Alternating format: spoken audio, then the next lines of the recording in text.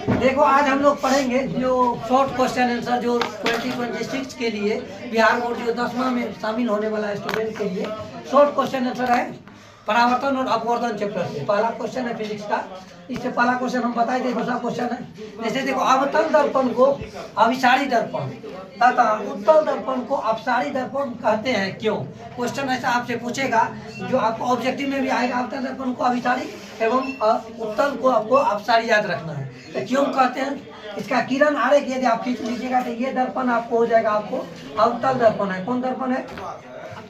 ये दर्पण आपका अवतल दर्पण है। इसको देखिएगा तो ये आपका कौन सा दर्पण है?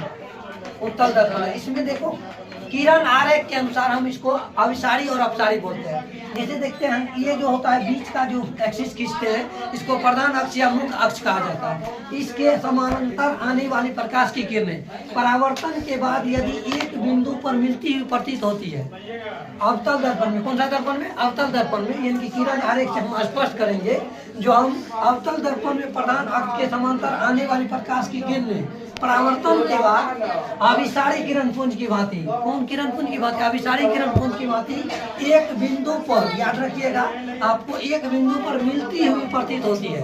एक बिंदु पर ये जितना परावर्तन होगा वो एक बिंदु पर मिलेगी। इसीलिए हम इस दर्पण को क्या बोलते हैं? अभिसारी दर्पण बोलते हैं। अवतल को क्या बोलते हैं? अभिसारी बोलते हैं। अब किरण आरेख हम दूसरा देखेंगे अवतल दर्पण का।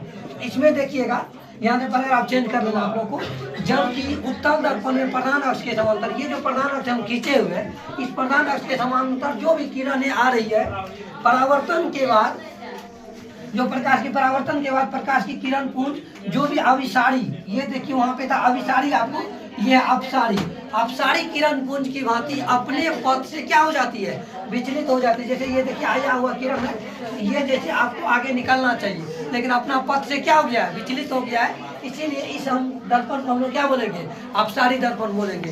ये किरण आरेख से आप ये बातें यहाँ लिख सकते हैं। तो ये था आपको शॉर्ट क्वेश्चन आंसर में पूछेगा या लॉन्ग में भी आपको पूछ सकता है। जो अवतल दर्पण को अभिसारी दर्पण और उत्तल को अपसारी दर्पण क्यों कहते हैं, ये आपको किरण आरेख के द्वारा स्पष्ट करना है।